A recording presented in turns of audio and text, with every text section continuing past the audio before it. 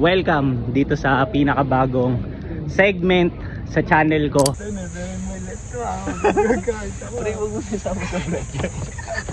Sana kunin ni Bossing, sinusukat niya pero nakikita ako sakto naman sa kanya. Kaya napakasarap na nado-document mo talaga lahat no? Kasi pwede mo siyang balikan.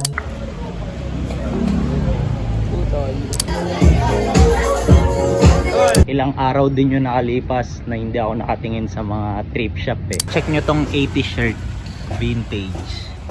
Ayan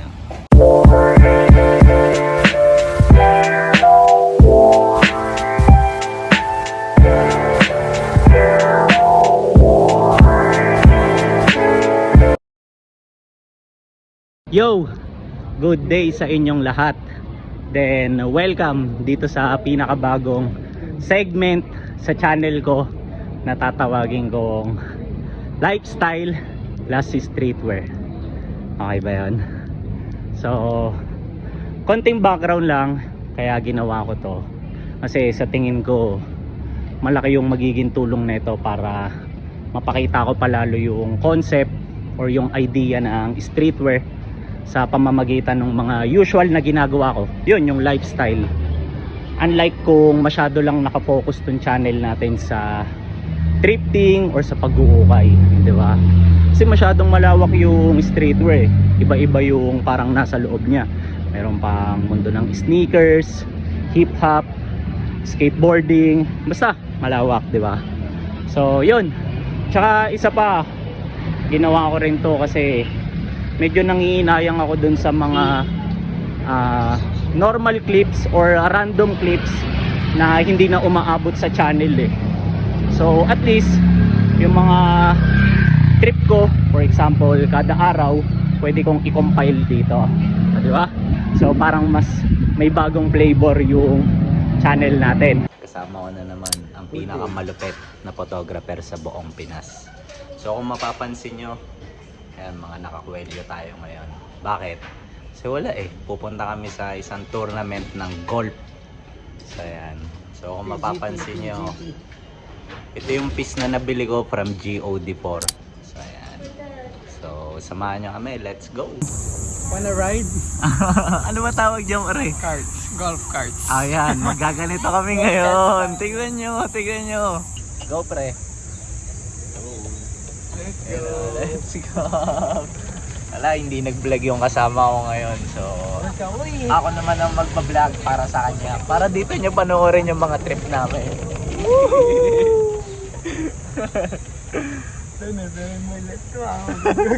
Pre, huwag mo sasama sa vlog yan.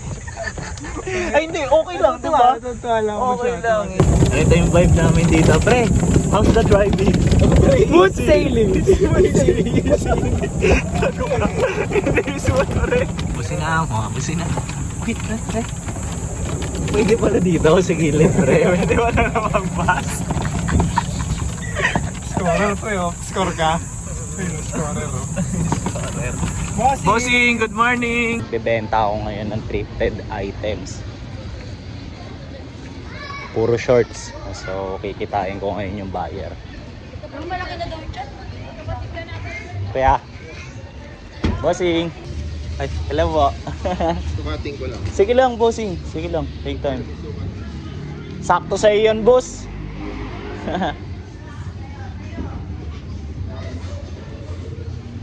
Angas. Sama ko na yung buyer. Sinusukat niya lang. Gusto ko sana silang ipakita kaso syempre wala naman akong consent nila nakakaya, diba? So ayan. Pero at least nado-document ko. Sana kunin ni Bossing, sinusukat niya pero nakikita ko sakto naman sa kanya. Kaya napakasarap na nado-document mo talaga lahat no? Kasi pwede mo siyang balikan, tapos alam mo na ganyan yung nangyari ng time na yun.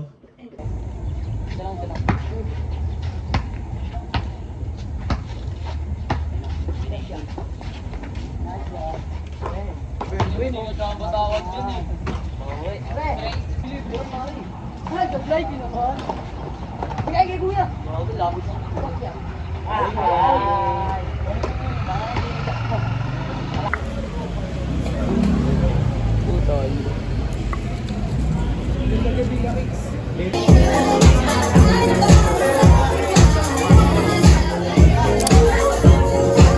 Excited ako.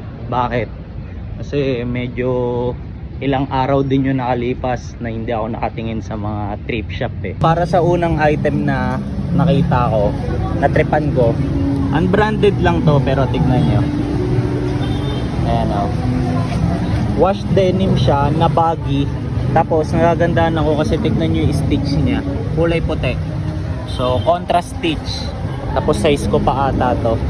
Tapos ang ganda rin ng materials. Heavyweight. So ayan. Tapos ganito yung likod niya. So ito yung unang item na okay para sa akin. Ganda eh, no?